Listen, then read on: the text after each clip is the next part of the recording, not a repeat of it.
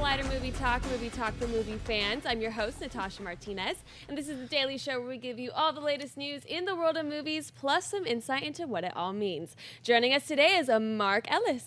Welcome, one and all, to the best movie news show in the entire galaxy. My name is Simply Mark, and in this leather-bound edition of Movie Talk today, we have a bunch of cool stories, including Batman gets a new car. Zack Snyder gives us some details on that. There's no Indiana Jones 5 news, according to Mark Reilly, and Perri Nemiroff shows me which camera to look at.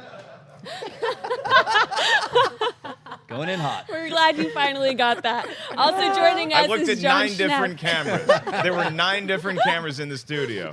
Hey, everybody. Hey, what's going on, everyone? So happy to be here. You know, if you need your... Oh, I'm sorry. If you need to have your computer hacked, you want to go to the Wild Man, because he knows how to get inside that stuff and just be aware of the Makuga. He can get inside your computers. Oh, boy. Okay, let's see if Perri Nemiroff can find her camera today. Oh, boy. There it is. Oh, boy. Perri, it's There it behind. Yeah, there You know you what's go. funny is someone who always looks at the wrong camera. I'm pretty sure I was the only one who didn't point Ellis in the right direction. I just sat there and watched. I'm honestly just a little disappointed that people pointed it out. I thought it would have been funnier, because I've done entire shows where I'm looking at the wrong camera. Also joining us, Mark Reilly. Pressure's on. Hi. How you doing? See right there? That's it. That's the one. A true I'm professional. right here looking at you. It's right professional. here. He Let's brought do the this. hair. Now, ladies and gentlemen, today we have a lot of exciting stories to bring you. Plus, it's National Pancake Day. So stuff your face full of pancakes and enjoy this first tasty morsel of movie news. What do we got, Natasha? That was a beautiful transition, Mark. That's how I get people's minds off the camera fiasco. Okay, Pancakes. here we go. Director Zack Snyder took to his Vero account yesterday to reveal the new souped-up Batmobile that will be appearing in Justice League and included the caption, "Upgrades. What are you worried about, Wayne?" Snyder has been dropping quite a bit as of late, sharing just last week some test footage of Aquaman swimming underwater in Atlantis. We are sure to see more from the director as the marketing campaign shifts into high gear ahead of Justice League's November 17th, 2017 release. Mark, thoughts on the new look of the Batmobile? I think if this thing was a toy, I would buy one, because I can't afford the real actual model. It's going to be a toy. This is one of the great things that comic book movies do for us, is yes, they entertain us in the theater, and then we want to buy the stuff that we just saw in little car form. And this Batmobile, it almost looks too intense. I mean, this thing looks like, is it a car anymore? Can you really call it a mobile at this point? Or is it just like the Bat, like, thin tank? It's got so many accoutrements on it, it barely resembles that of a car. Schnepp, I don't think this baby is street legal, but it does look really cool and technically necessary for what the Justice League plans on doing. Sounds that way. You know, when I think of Batman, I think about guns. It's just natural, right? When I think about Batman and like his family being gunned down and how he doesn't use guns, I think about guns. I'd like to point out those are all Nerf guns, so he's not actually hurting the criminals. High-pressure water cannons Yeah. and rubber bullets is what are used in the Batmobile.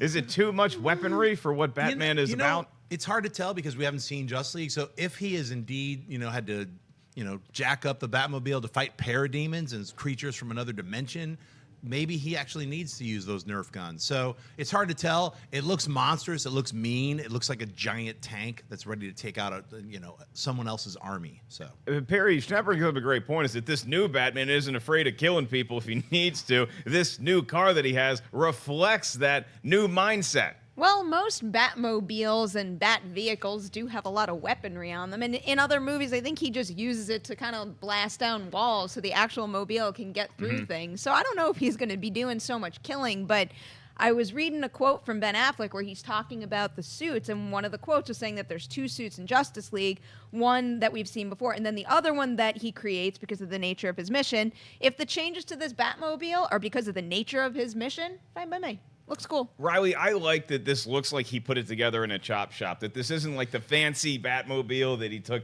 years to create and it's all shiny and new. This thing is really built for war. That's what I get from this new Batmobile. Yeah, I get that as well. It's souped up. It's nice. Got a lot of armor. Got a lot of guns. Looks like Batman's compensating for something. well, I think he's compensating for the fact that Superman is no longer in this world and he's got to have some heavy firepower. I don't know. It looks fine. I mean, for me, I think it's just the fact that, you bring it up. You bring up a good point, Perry. He's going on some mission. Maybe it's not to kill dudes, but maybe it's to get through some wall, some other tank, some other submarine. I don't know, some hidden fortress. But he's going in hot, and that's the Batmobile looks good in that sense. I tend to miss the Nolan version. I think that was a great version because the Tumbler, because it fit that world. Obviously, I tend to miss the iconic Burton Batmobile because of how cool it was and how those guns would come out. They're not already on there. They would come out and he would blow a hole in the wall and go right through it. And that's the Batman that I grew up loving. But we'll see what happens here. I trust in what Zack Snyder is doing here. So let me add, if you look at the cockpit, it looks like it's a two-seater now. Like he's actually moved over the main seat so that he's driving, and then there's like a turret with kind of like a little, like you see that, like it actually looks like. So it's maybe it's a more of a sedan model. Maybe maybe he's looking at starting a family. Him and Nightwing are hanging out. You know what's really fun is every year at Comic-Con in San Diego, they have that display with all the Batmobiles that are out. You can see every era of Batmobile all the way back to the Adam West one. If you went to Comic-Con this year and they had this one parked in the corner, you might just think, oh, well, they just threw all the spare parts from the other Batmobiles onto that one. But underneath all that rubble is a really cool Batmobile, and I think we're going to see some serious action in Justice League. Is this an indication, Perry, that Batman is going to have a lot of action and not just be a recruiter in Justice League Part 1? I would hope so. If he's driving this and if Ben Affleck is one of the stars of this movie and we don't see Batfleck action, I am going to be incredibly disappointed. I don't think that is in the realm of possibility whatsoever that we don't see Ben Affleck as Batman in the thick of it. Reilly, do you see this as a sign that we're going to get more action and less exposition with Justice League? Because we do have to get all these team members together at one point. Maybe the Batmobile is one of the things that entices them to say, hey, I should join this squad. Yeah, I think we had a lot of the exposition given to us in Batman v Superman. So, aside from that great clip we saw with him recruiting the Flash and trying to get Aquaman, I think we're going to touch on that, the initial forming of the team. But if you look at that, there's going to be a lot of action. I mean, we got a lot of action coming. It is a Zack Snyder movie after all. So I think we are going to see that. I hope we don't spend too much time recruiting. Actually, let me take that back. Let me walk that back a bit. I like the idea of Batman recruiting the Justice League, and I would love to see that develop the characters. I would love to see that bring some humor like it did with Ezra Miller's Flash scene. There was some great humor in that. That's kind of where we need a little bit more from our DC. A little bit more characters, a little bit more humor, a little bit more development, less on the action. So I hope we get a nice balance. Okay, so let's say 3 minutes on recruiting and 2 hours and 18 minutes of cool Batmobile ass kickery. That sounds good to me. All right, Natasha. So next up, Steven Spielberg and Tom Hanks are joining someone who's very overrated. Tell us about it. Deadline is reporting that Steven Spielberg, Tom Hanks, and Meryl Streep are all set to partner on a movie entitled The Post, a film centered on the Washington Post publication of the 1971 Pentagon Papers. The Papers made headlines when the Post editor Ben Bradlee and publisher Kay Graham challenged the federal government over their right to publish them. Hanks will play Bradley and Streep will play Graham. A release date has yet to be determined. Reilly, thoughts on a movie team up with Spielberg, Hanks, and apparently the overrated Streep? Yeah, I'm not excited about Meryl Streep because of how overrated she is. No. Can we already just go ahead and give them all the Oscars? This sounds fantastic.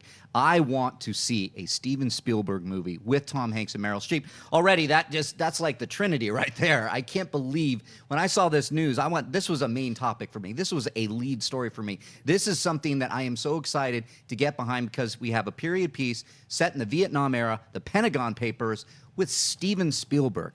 Now, a lot of people, God, why can I not think of the movie with Tom Hanks? It's just left my Sully? Bridge of Pies. Bridge of Pies. Yeah. Ooh, that's a good call right there. Tasty movie. I really like that. I thought it was a little underrated. I want to see more of Spielberg doing the kind of political thriller. Munich comes to mind. I love the idea of him doing this. And when you had Streep and Tom Hanks, I mean, that's a home run for me. I'm going to stand by this. We might already see like a Best Picture, a Best Director, Best Actress, and Best Actor nomination already in the works. That's right. And the publication of the Pentagon Papers is something I would love to explore more. It happened in the early 70s. I believed it, I think it was the year before the summer when Woodward and Bernstein first got a hold of all the Watergate stuff. So there was a lot of political intrigue going on at the Washington Post around this time. And Reilly's right. To put Tom Hanks and Meryl Streep in a movie gets me excited enough. The fact that Steven Spielberg will be directing it. Now, I thought Bridge of Spies was very entertaining. I thought it was a good movie. And I thought it was a misfire for the caliber of Spielberg and Hanks, but it's not to say that I don't have faith in this project anymore, because the material sounds right up my alley. Adding A-list talent and one of the best to ever play the game behind the camera, I'm on board with this. How about you, Perri? I like Bridge of Spies quite a bit. I didn't love it. When you hear about a movie with Tom Hanks and Steven Spielberg, you're going to think it's going to be the greatest thing ever and a potential Oscar contender. And I think that was nominated for... It was nominated for Best Picture, and that's why maybe I got a little sour on it. I thought it was good, but I think if that was directed by anybody else and starred anybody else, I don't think it would have been nominated. There are some incredible sequences in that movie, but when you package a movie like this with this kind of source material, it's impossible not to be super into it. And especially, you know, nowadays, given what's going on, there's no better time to tell stories like these.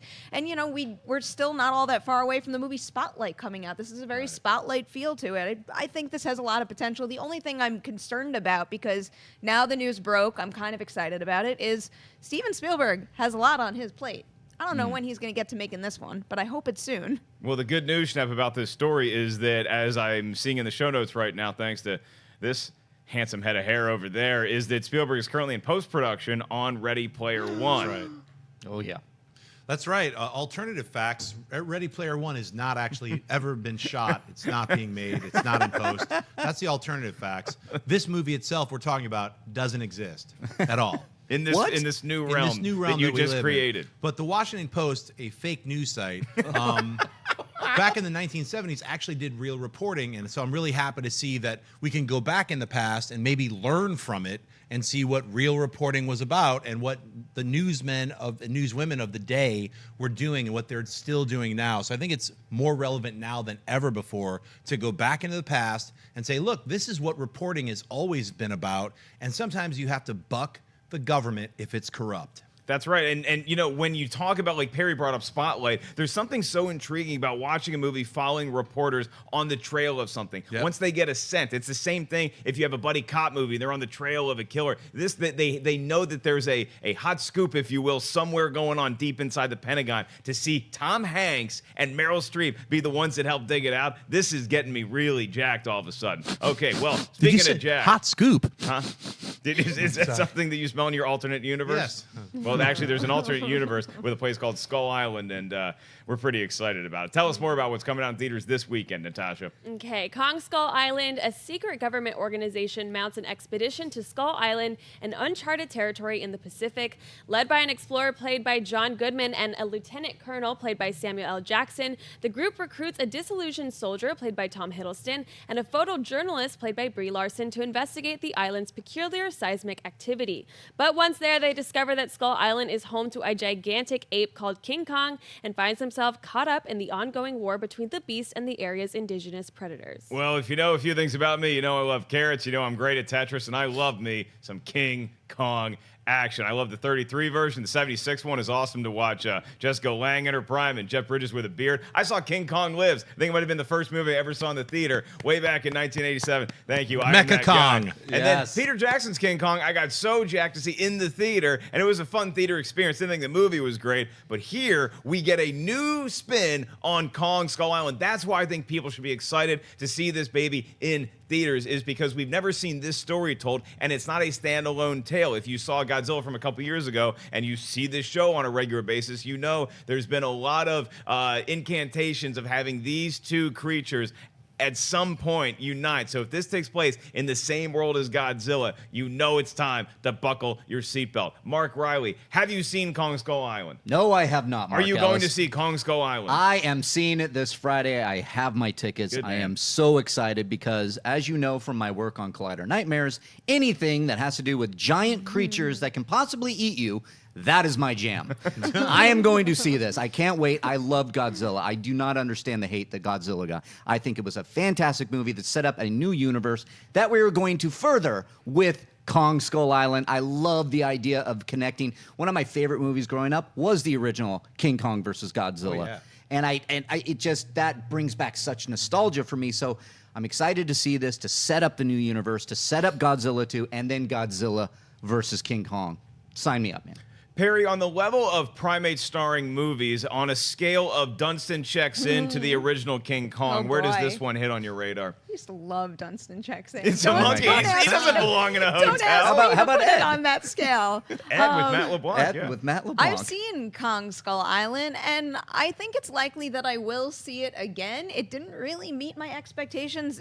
I don't know if any of you have ever seen Kings of Summer, but you should Sure. probably watch that movie. great It's from film. the same director who did this movie. And when I look at that movie and then I look at the characters I got in this, minus Kong, I'm a little disappointed, and the dialogue too, and the jokes didn't really work for me. But when you're talking about Kong fighting creatures, this movie delivers well above anything I could have hoped for. So in that respect, this thing is awesome. Right, Schnepp, I'm going to take a risk here, and I'm going to use a sports analogy, okay? I'll try to stick with it. Perry and I saw Kong Skull Island, and it's almost like if you got 5 players on a basketball team, the MVP, the guy that we paid the money to see, crushes it. Right. The other 4 guys, they show up, do some stuff. That's how we feel about Kong Skull Island. Yeah. Do the trailers get you more excited to see it, or are you a little apprehensive about what we're going to get ourselves into? Well, Mark, I did see it last well, week. good. Oh. This is why we had pre-production meetings. Hey, Mark Ellis.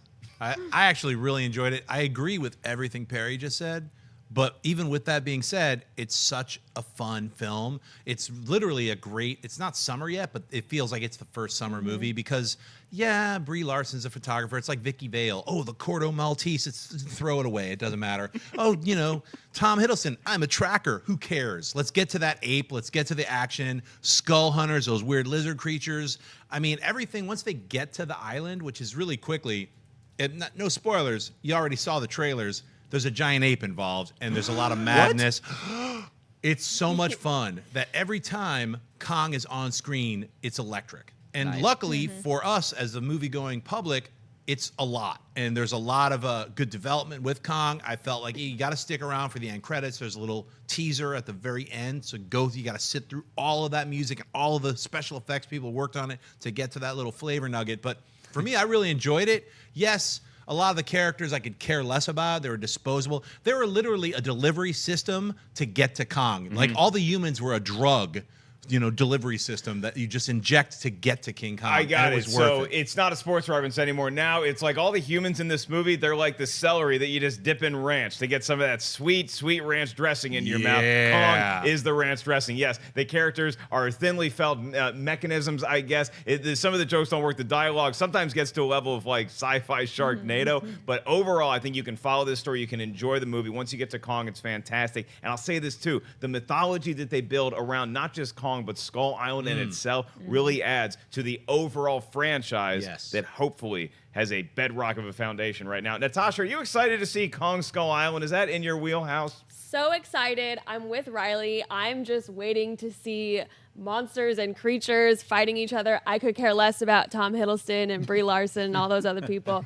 I'm ready to see Toby Kong, Kebbell. guys. Toby Kebbell. Him too. We Toby don't care. Kebbell, John We don't Goodman, care. Samuel L. Jackson, Corey Hawkins. All of them, we don't care about them, but I No. thought Brie Larson did an especially good job.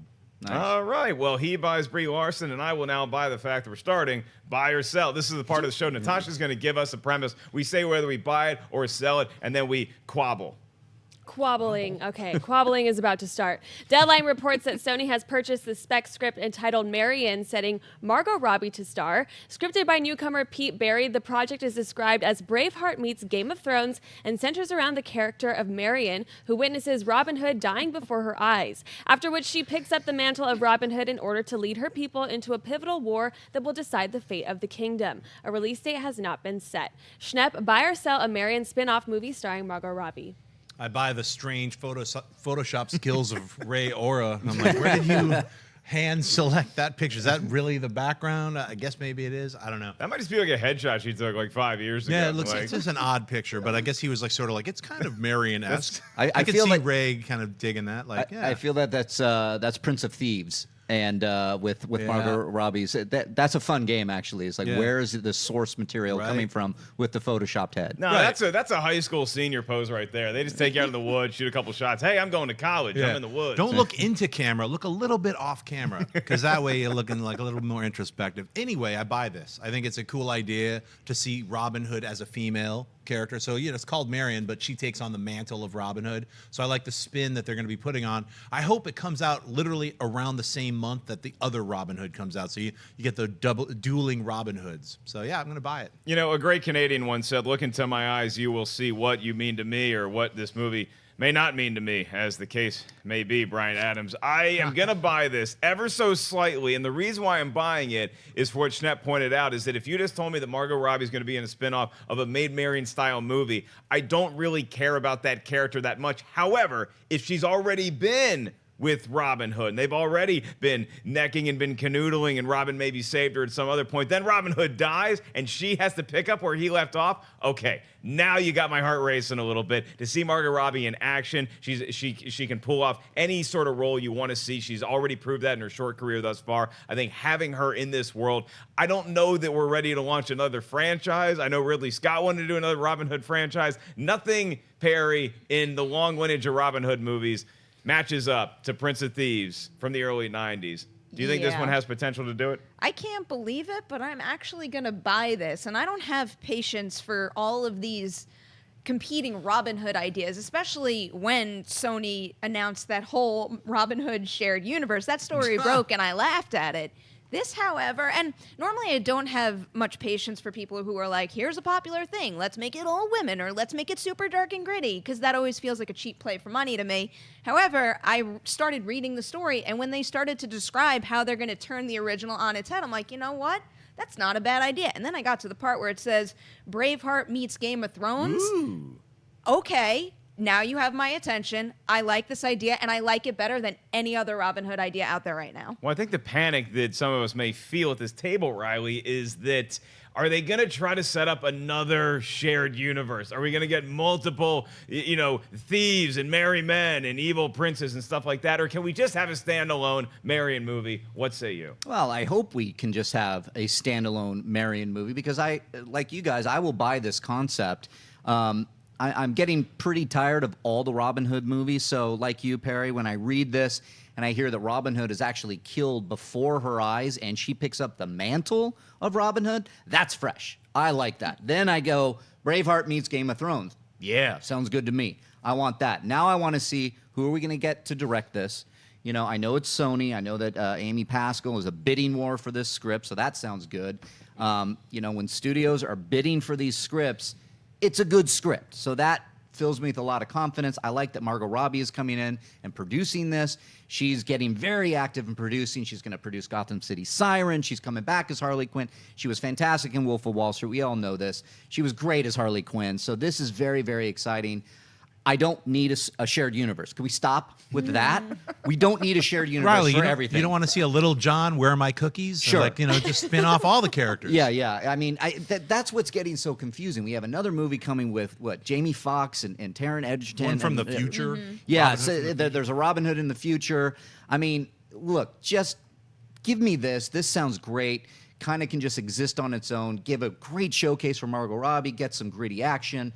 And spin it on its head. I really, really like this idea. I mean, look, Marian has always been a strong female character. She certainly is capable of taking matters into her own hands. We've seen that in the various incarnations of Marian in the past. My question to the panel, quickly, Reilly, best Robin Hood version of all time. I think it's between the Disney version, the Errol Flynn version, and obviously my favorite, Prince of Thieves. Oh, best? I mean, nostalgia. It's Prince of Thieves for me, even with Kevin Costner's horrible accent. It's not a horrible accent if he's not trying to do an accent. That accent goes all over the place. It starts strong, and it just butters to the end. If he didn't make an effort, doesn't have to count in the first place. What do you got, Perry? I think I have to go Prince of Thieves. And I think I'm actually going to add that I'm buying this story a little more also because it hints to me that potentially that means the shared universe thing at Sony is gone. Mm-hmm. If they paid all that money for this, maybe that means they're not going that route anymore. But wow, Sony has spent a lot of money on Robin Hood. Or maybe it means that Marian's going to stumble upon like a DeLorean or a phone booth at the end of the movie. We'll have to wait and see. Schnepp, your favorite version of Robin Hood of all time? It was in the movie Time Bandits.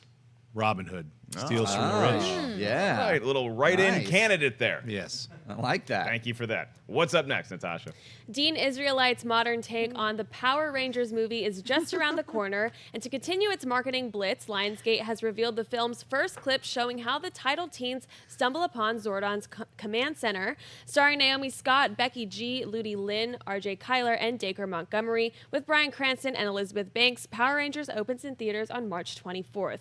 Perry, buy or sell the new clip from Power Rangers. I feel like everyone knows my damn answer to this question. Of course I'm buying it. I won't say that this clip is the greatest thing. I don't think it's going to change people's minds if they aren't into the idea of seeing this Power Rangers movie. But at the same time, there's nothing really wrong with the clip either. When you look at a clip like this, super cool that we're getting to see the five of them interact and getting a sense of their chemistry and the kind of comedy we're going to get between them. However, something like that doesn't really work unless you've seen them come together in scenes before. And it's the same thing with Alpha towards the end. Cool to see him there and hear Bill Hader's voice. You can't really pass any judgment on that character until you know what comes after. So I think this was a pretty solid kind of middle ground place to start, where it's introducing you to the characters without actually spoiling anything. This is so exciting to me. I mean, I really can't remember the last time I felt this. It's like this nostalgia, like giddiness that comes over me every single time I see anything Power Rangers related. Go look up the new Power Rangers posters that they just released. It's the ones with the mostly white background that use the Power Rangers to form kind of the lightning bolt. And some of them are just so beautiful. I freaking March 24th. Get me there already. If you guys think Perry gets excited for Power Rangers on camera, share an office with her.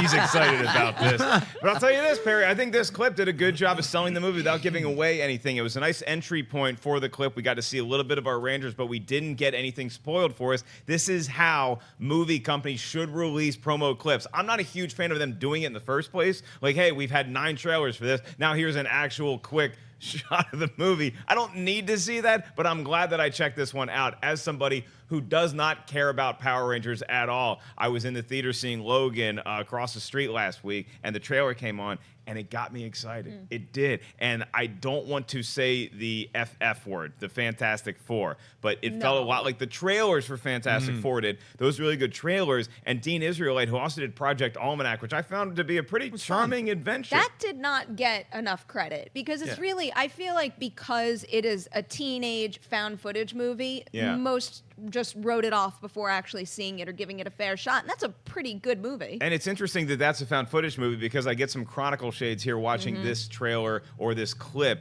in this case too. So Reilly, how do you feel about Going Power Rangers? Oh, I was actually really surprised how much I like this clip. And it's mostly because all the actors in this scene, actually their voices rang very true to me. There was something interesting that took me when I was watching this. I'm like, okay. I'm like you, Ellis. I'm like, Power Rangers, I never got into I was playing with turtles. I was playing with turtles, and I went to Magic the Gathering, and then I tried to talk to a girl. Then I went back to Magic the Gathering. Yeah, that sounds a little bit like me, talking to girls and then going back to my Nintendo and back to my Star Wars or G.I. Joe. Power Rangers miss me. But my Power Rangers hung out with my Ninja Turtles, so I don't know what you're talking well, about. you're a girl, and you didn't want to talk to us. Your kind is overrated, in our opinion. But I do buy this clip. You know, all the trailers have been pretty good for me. I am feeling the Chronicle vibe, obviously, because Max Landis had a hand. He wrote a version of the script. This is probably not it. But I was surprised by how much I liked this. I thought the humor was well placed with Bill Hader's, what's his name, Perry? Alpha 5 at the end. So yeah, it's a buy for me. I'm pretty excited for this. I'm going to see this thing. Schnepp, when you were in kindergarten sucking on Ecto Coolers, Power Rangers first hit, how do you feel about this movie after seeing this clip? Oh boy. Oh no.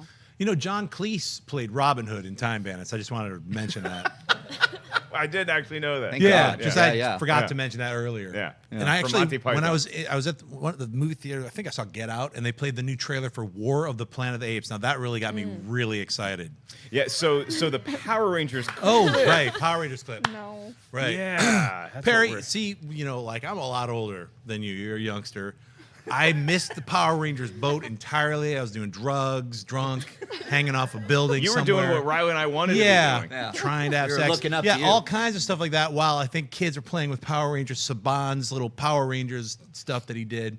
But these trailers made me want to see the movie. So all the trailers that I've seen so far, each consecutive one got me more and more excited. At first I was like, oh, it's kind of chronically. And then I was like, oh, now I see the weird robots and stuff. And then, they're going to be giant. They're going to Voltron it up. So it slowly got me into it.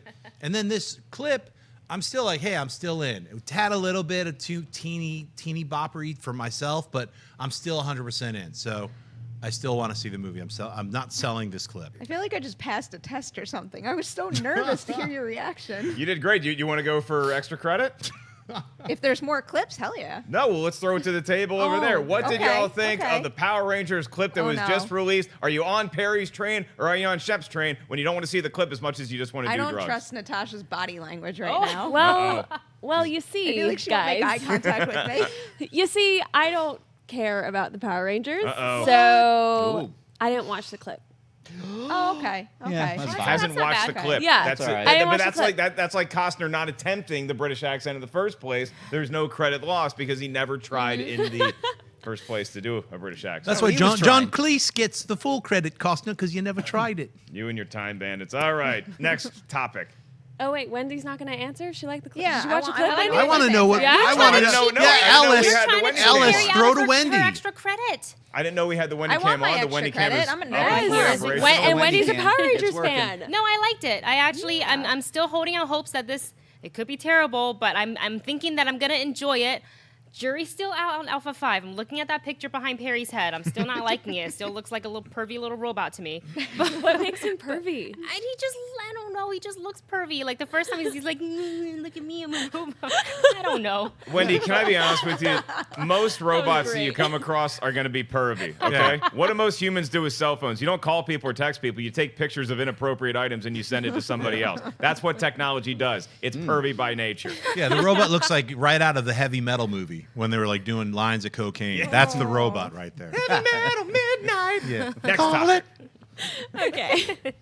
Though Alien Covenant is in the can and set for release on May 19th, Ridley Scott is already thinking about a sequel. Found at the very end of a set visit report from the Sydney Morning Herald via a report from AVP Galaxy, Scott goes on record saying he is ready to get moving on an Alien Covenant sequel. It's reported that while Scott was hard at work on Alien Covenant, he already had the next installment written so that he could move right into the next movie. Speaking about it all, Scott said, "You've got to assume to a certain extent success, and from that, you'd better be ready. You don't want a 2-year gap, so I'll be ready to go again next year." Mark, buy or sell a sequel to Alien Covenant already written and going before cameras as soon as it can next year? I buy it, Natasha, for no other reason because if you read Ridley Scott's comments, you can just see, hey, Neil Blomkamp, just stay on the bench, okay? We don't need you coming off there anytime soon because I'm the guy in charge. I made a kick-ass Alien movie, and I'm going to make another one really soon. I would not be buying this if this was 6 months ago and I hadn't seen any of the source or the promo materials for Alien Covenant. But I mean, look, I've seen 2 trailers now, seen some awesome stills.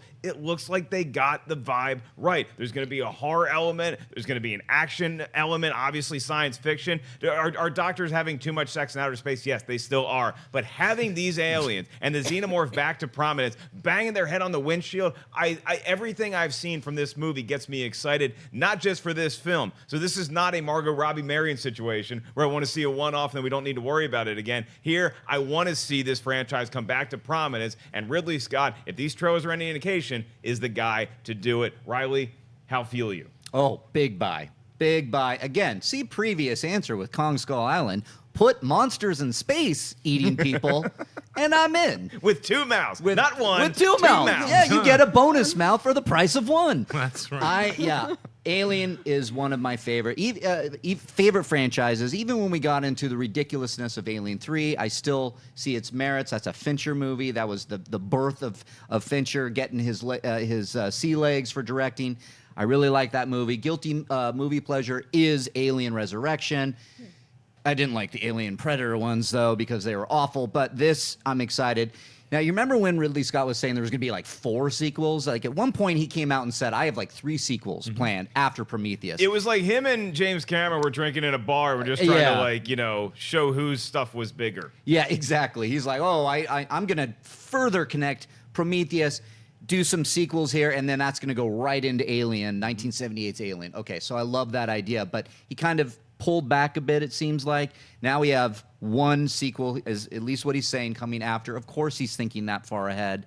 I really like the idea that he actually put words to paper, that he's like, okay, I want to be ready because we don't want to have a gap. We want to get this out there, and it gives me a lot of faith for this movie. May 19th is coming out, and it has me so excited because he must really believe in it, and hopefully 20th Century Fox also believes in it. We can get a sequel sooner rather than later. Schnepp, you're a creative type. Do you think when they made Time Bandits, they should have had another script ready to go? Well, I'm glad Alien is not in Time Bandits. If Time Bandits 2, I would have seen it as long as Alien was involved in some way, and John Cleese. But honestly, they are doing 2 more sequels. They just have the script done for this one. Because when he went into making, forgetting about Prometheus, I think it was called Paradise Lost, or whatever the title, Paradise, whatever they're going with, and they moved forward into just saying, look, we're doing an alien, we're going to introduce the alien creature, we're going to go full alien and connect it. He kind of laid out the groundwork to reconnect it all the way back to Alien. So if you look at it, it'll start with Prometheus, then these 3 Alien movies, and then end with Alien. And then if he wanted to chuck in James Cameron's just because he's cool, he should. But literally, that's going to close out Ridley Scott directing all of these films. The very first one, then Prometheus, and then these 3. That's like 5 movies. That's his own, Cinco de Mayo set. What would you call it? It's not a quadrilogy. Cinco de Mayo set. Yeah, the Cinco de Mayo set. So I'm really excited about Alien Covenant. I'm glad he's thinking forward enough to have the script ready so they can go right in to shoot the next one, because Alien Covenant looks like it's going to deliver. So I'm excited about it. Perri, we see this a lot with directors when they talk about how excited they are about a project when that project is about to hit theaters. Do you see this as being lip service to get the fans revved up, or do you think Ridley Scott truly has all of his ducks in a row if this is a hit? There's no way that this quote just popped up because, to get you hyped about Alien Covenant. This came from a set visit report, and I know Collider.com did their set visit in 2016. So I think it's just a matter of an embargo lifting and someone having found this juicy quote in someone's story. So I don't think it was planted for any reason, but I love the Alien franchise. I've loved every single stitch of footage that I've seen from Alien Covenant, but even not counting any of that, I buy this because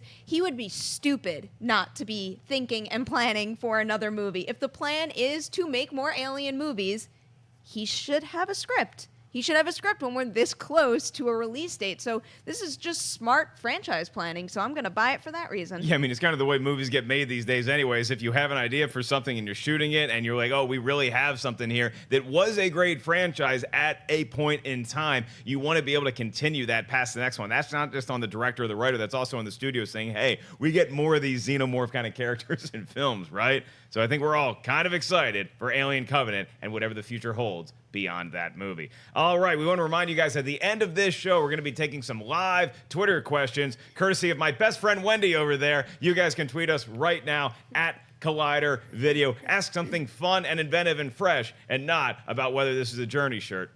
It is. We also have a lot of other cool stuff on the Collider Video YouTube channel. Yesterday, we had TV Talk go up. We also had a Beauty and the Beast commentary that was done by Wendy, Natasha, and Ashley, and Sinead. You guys all loved watching that movie. How much fun was it to do a commentary on the animated Beauty and the Beast? Let's just say I'm still singing the songs every day since we recorded that. I kind of wish we watched the sing-along version with like the lyrics on the bottom with a little blue dot We that should goes have, across. yeah. And, But you know what? Maybe another time. next time, girls' night. Make Next sure you Disney guys movie. subscribe right here to Collider Video. We also have a new crash course. Where has Luke Skywalker been? It's been 30 years. Has he just been stewing about the fact that he one time made out with his sister? No, he's been up to stuff. Find out in the all-new crash course. And then later on today, we have a live-streamed Heroes starring that man right over there, Jon Schnepp. You excited to go live today, buddy? I certainly am. We're going to be talking about Lockjaw and everything in humans. Everything in humans as well. And then we also have a movie trivia schmodown. The team edition is going to be happening in just a scant few hours here. And somebody on this table is going to get rough and dirty. That would be Perri Nemiroff and Jonathan Boyko as part of Tough Beats. Are you feeling confident? Are you feeling a little nauseous? I don't think I will ever even just talk about anything Schmodown related and not be like filled to the eyeballs with nerves. If we talk about this anymore, I might start to schwitz and ruin my hair. Well, we want no You don't want schwitzing that. until the actual movie trivia schmodown happens. Tough Beats is going to be taking on a new team, Nerds Watch, which is Ken Knapsack and Rachel Cushing from schmoesknow.com. Reilly, they know their stuff too. Should Perri be nervous? Yeah. I know Thanks for the Rachel. encouragement. I know, but you know what, Perry? You know your stuff. I'll get there because it's going to be a great match. Rachel Cushing is somebody I've worked with for many years when I was on schmoesknow.com. That girl knows her stuff, okay?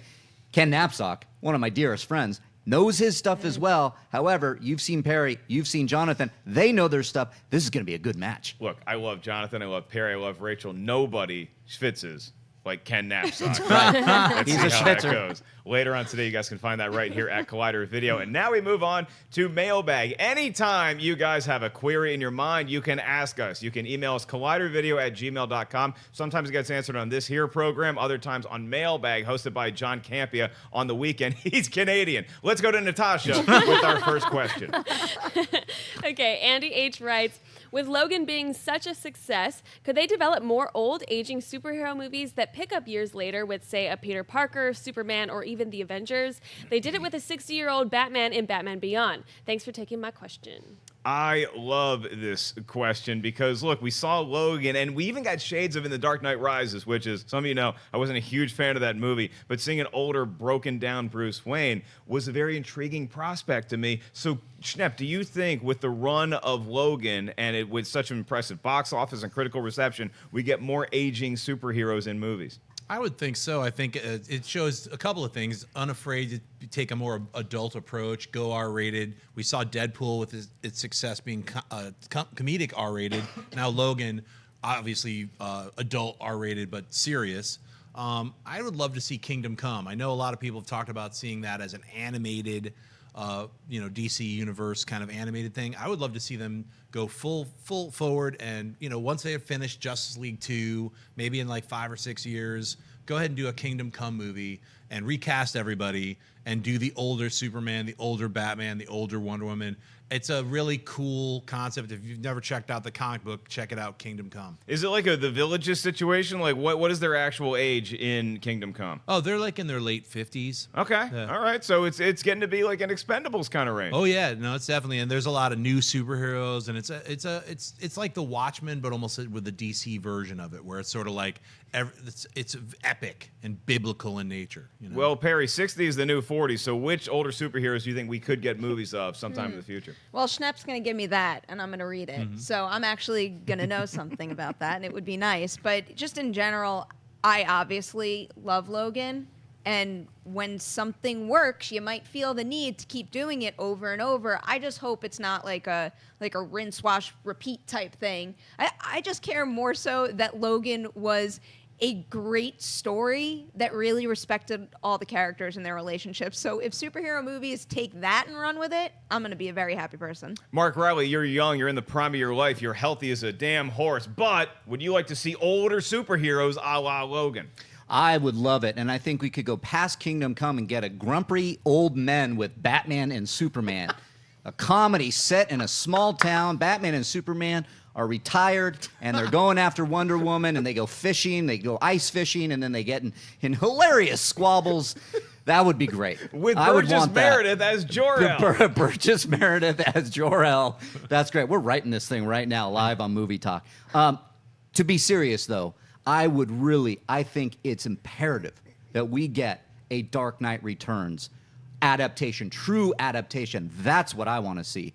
I really don't care about any other thing, but that comic is so amazing to me. I think it would make sense to jump off what you said, Schnepp. You get the DCEU, you get it running, you get all these great movies that have coming to us.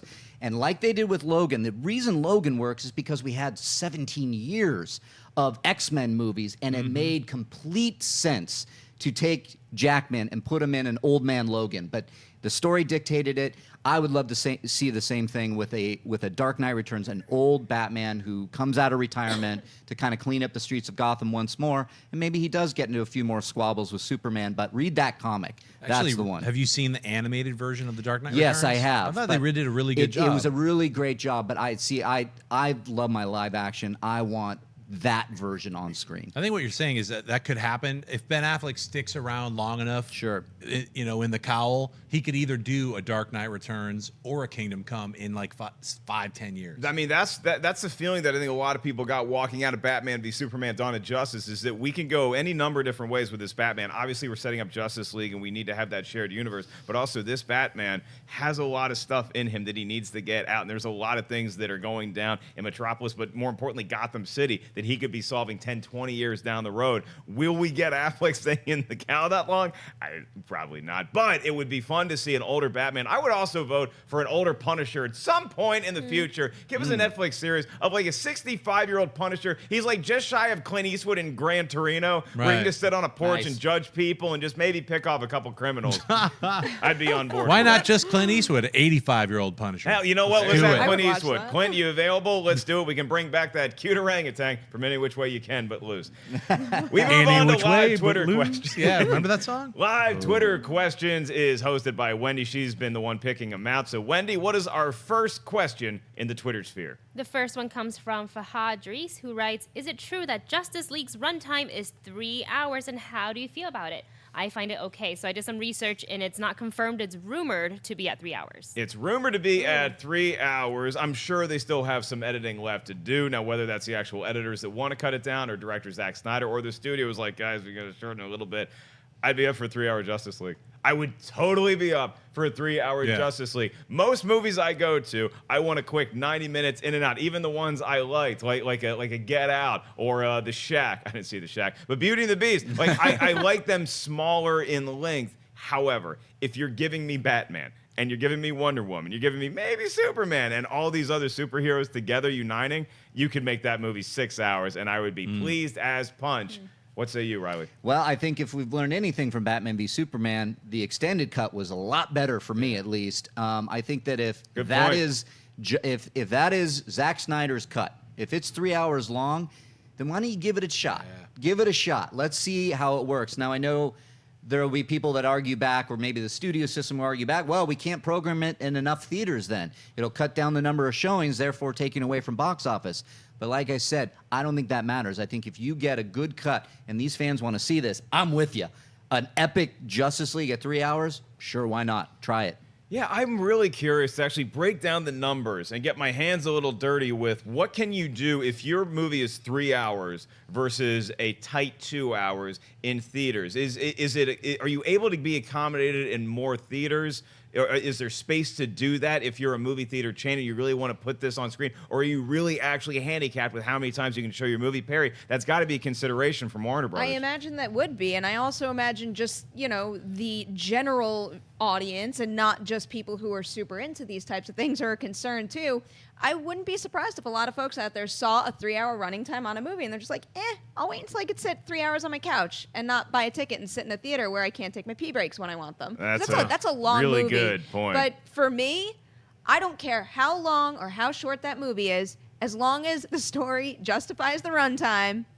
Fine by me. You know what, Schnepp? So Reilly made a good point about being like a super fan of this stuff and wanting to see it. And then Perry is more the layperson. Like, well, guys, I mean, I want to see it, but most people might not be up for a 3 hour runtime. Sometimes we forget that not all of us are really good looking hosts in a leather jacket. What do you think the running time should be for Justice League? You trying to say I'm not good looking? No, I'm just saying it's a great logo you got there. Superman and Give him Journey. the What smolder, more do the chef. kids want today? That's right. We're doing a world's finest team up after the show. I think as long as Zack Snyder's cut is whatever length it is, that DC Warner Brothers need to back off, because what they did is they screwed up Batman v Superman by watching the ultimate cut and actually liking that but hating the theatrical version because everything was truncated and didn't make sense. I mean, it made sense. Let's not get into an argument about it, but it was just didn't work, and I feel like the longer version actually gave it the time and gave the characters, especially Clark Kent, the time that you needed to enjoy the film and make it make sense, at least for someone like myself. Yeah, you got 6 other characters. You got the Flash, Aquaman. You're introducing all of these characters. I mean, that alone is going to be 40 to 50 minutes, I mean, you're not getting a Justice League 2. Remember, they're going to shoot them back to back, and then they cut that out. So I think what they did is they truncated those 2 scripts and pushed them into one script. So you're having these issues where you're like, we have a 3 hour cut, Now you're at that point where you're like, look, Logan came out this past weekend, and the theater that I went and saw it in for my second time because the movie's so amazing, it was playing at 11, 11:15, 11:30. It was like playing in 4 theaters. So as long as you're doing that with Just League, it could be.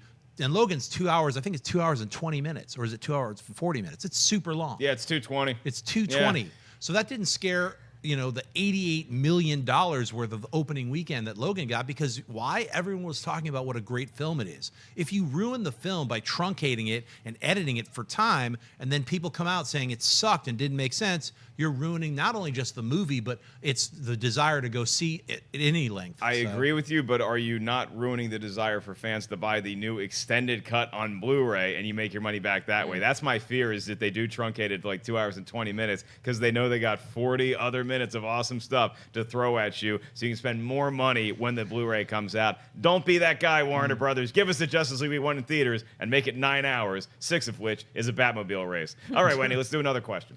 This one comes from Michael Kennedy, who writes, what was your most memorable movie theater experience, good or bad? Good or bad? Wow. Okay, Schnepp has an epic, horrible one, so let's stick with the good one. Let's stick with the good vibes today. What is the best movie theater experience you can remember having, Jon Schnepp? I mentioned it last week. It was a double feature of going to see Inglourious Bastards and District 9. It was just, we went back to back at the ArcLight Theater. It's a great movie theater to see films in. There's respectful audience. People don't talk, no cell phones, just enjoying the film. So I remember just seeing those 2 movies and just hanging out with my gal, and we just had a great time. So, Perri, what do you got? Most of my best movie-going experiences are at festivals, and particularly the midnight lineups at festivals, because you really don't get a better crowd than you do at a film festival. But a good story that could have gone one way or the other is the first time I ever saw Paranormal. I said it again. I saw it. Saw it up in Dorchester. I was soaring up in the sky. You know what I was soaring? Something.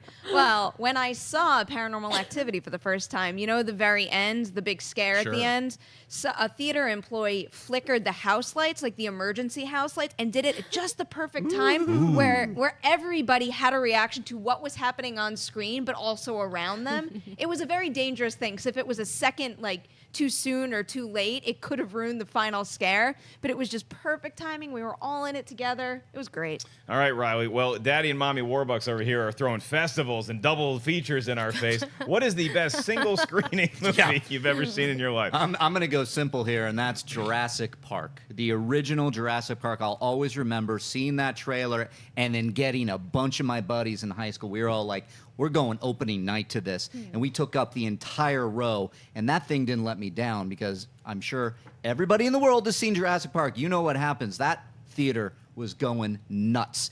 I mean, popcorn was flying. We were screaming. We were clapping. We were doing all the things, all the hallmarks of a great movie-going theater experience. That was it for me. Let's do a vid later on the epic, awful movie theater-going experiences we've also had, but I'll stick to the positive here as well, is that I love watching comedies in a packed house when they really work, and as somebody growing up and being influenced by those kind of movies, Liar Liar was a life-changing experience in the movie theater for me, as was Eddie Murphy and the Nutty Professor, but I will never forget going to see Ace Ventura opening night. I wanted to see Blue Chips. That open against Blue Chips with Nick Nolte. I'm a basketball fan. I want to see Shaq and Penny in a movie. And my buddy's like, no, the guy from In Living Color is in this movie. And I was like, all right, fine, we'll go watch it. I did not know a human being could make me laugh that hard in a theater, and everybody else, we were howling. It was like watching a comet go off in front of your eyes. This new force on planet Earth, Jim Carrey. It's something that I don't think I'll ever see again in my lifetime. It was unbelievable. Let me echo that with Dumb and Dumber, because I had missed Ace Ventura in the theater, and so Dumb and Dumber was my first Jim Carrey experience, crying in the theater laughing because it was just so stupid. So, good vibes. Yeah. We miss you, Jim. Come on back. All right, what's our next question? The next one comes from James Thomas Welsh, who writes, with the success of Hacksaw Ridge, do you think when Mel Gibson directs another movie, the studio will put his name on it? Well, if it's Suicide Squad 2, yeah, I think it's going to happen. I mean, look, they still put his name on it, okay? We knew Mel Gibson was directing Hacksaw Ridge. Some of the trailers would prefer to tell you that the guy who directed Braveheart is doing this movie, as opposed to from nutcase good director Mel Gibson. I think you're going to know Mel Gibson directed the next movie. But if you have directed movies like Apocalypto and Braveheart and The Passion of the Christ, that's what you lead off with regardless. right? Yeah. Not from the guy who coined sugar, and then you know what comes after that. Everybody knows it. Everybody thinks it, but we don't say it. So, yeah, you know what? I think it's, he should get out of director's jail. You know what I mean? Like, he's a really good director. He might be an idiot in real life, but so are a bunch of people. And they're you have actors, actresses, writers, producers. They're all jerks. Why is he special? He could be a jerk too and still make good movies, But so I would love to see him get a little bit more credit for doing him and M. Night. They both, M. Night for doing a bunch of dumb movies, and then he did a couple of good movies. So I think he's out of the director's jail. I think as well. Shyamalan is getting his name. Yeah, on the next. This isn't Yeah. Earth. What was that? After Earth. I mean, like, look, all right. Where it was basically they didn't say anything. It was like, who made this? We don't know. It just showed up. Here, come see it. It was like, yeah. Perry. I don't know, because going back to the whole idea of us versus the entire country, if not the entire world, how many people do you think will know the movie Split and not M. Night Shyamalan's name? It's like, we know him, and probably a lot of the people watching this show know him well, but I feel like there might be more marketing value to saying, oh, from the director of blah, blah, blah. And has there been any updates with Mel Gibson and Suicide Squad lately? Nothing confirmed yet, Reilly, Well, but they're still in talks. If Correct? he He's does, talking, let's yeah. say he does take Suicide Squad, when they have those commercials come out, I don't think plugging Mel Gibson in any sense is Right. going. That movie does not need it. See, I do. I think that Mel Gibson adds a new layer of interest. It may not be excitement, but I think it adds a new element to the promotion of Suicide Squad 2, if indeed that transpires. What do you think, Reilly? Well, I think if David O. Russell can get filmed calling Lily Tomlin a piece of shit, I think that, Right. and we can forget about that because he threw a literal tantrum Right. and called everybody names, and I know it's completely two different things here we're talking about. And it's on YouTube. You could watch it right now. Yeah, Yep. but Is it listen, really? It is. Oh yeah. Look, people make mistakes, and Mel Gibson appears to be out of Hollywood jail, and I think they'll definitely, if he directs Suicide Squad 2, you bet your butt they're going to say, from the director of Hacksaw, the Oscar-nominated Hacksaw Ridge And Braveheart. Right. and see here it brings you Suicide Squad 2, and then some lunatic trailer. But I think that they're going to put his name on it. Of course, they're going to put his name on it. I think it's fine to move past this. He's a good director. Let's see what he does with Suicide Squad 2, if he does it. I would love an advertising campaign like from crackhead, crack job, nutcase, freakazoid Mel Gibson with him like, hey, come Suicide Squad 2. Scary Wouldn't it thing is fit? that would get the most attention. Yeah. If you're Wouldn't it talking fit in about that? catching eyes. Totally. That's how you Listen do to me, it. Warner Brothers. I'm not steering you wrong. From crazy face Mel Gibson. If he was directing Perfect. Deadpool 2, they would say, from the guy who got way too drunk at Moon Shadows one night. Well, that's the cool thing. If he did do Deadpool 2, I bet you anything they would work that into Yeah. the promo campaign. Well, Mel, M. Night, just keep making movies as far as we're concerned. All right, Wendy, let's do one more very quick Twitter question. All right, this is a quick one. This one's from That One Movie Guy, who writes, are you more excited for The Flash, Cyborg, or Aquaman's debut in the DCEU in Justice League? All right, y'all get one answer. You get one answer, and you have no time to defend your decision. Reilly? Aquaman. Okay, I haven't thought about it yet. Perry? James Wan. That's cheating, but okay. Waterman. I'm going Aquaman, dude. I used to make fun of the guy Right. all the time. Now, everything I've seen, I want to be him for Halloween each and every year. Wendy, how about you? Aquaman, baby. All right, we are all in the Momoa train. Aquaman. Are you going Aquaman, Natasha? Yes, I was waiting for your question and I was just staring at the camera awkwardly. I'm like, Aquaman. Just smile. I'm ready. I'm ready when you are, guys. All righty. Well, we were ready for a good 58 minutes, and this was a very fun show to host. Thank you to everybody watching us at home. Thanks for all your participation in the live chat and commenting on YouTube afterwards. Thanks to the great tech team we have. Cody, who is currently throwing a tantrum, yelling at people. Check, Adam, check, Dennis, check. Check. and everybody up here at my panel of panelists. Jon Schnepp, where can the kids find you? You guys can find me checking the microphone, saying, check what's up, son, at Heroes at 2:30 live. Check it out. Check. Perri Nemiroff, besides your huge movie trivia schmodown Yep. team edition today, where can the kids find you? I'm starting to feel bad for Cody over there. Check. Yeah, Check, it's check. it's good, right? Check, Okay, check. I'm glad we're on that page.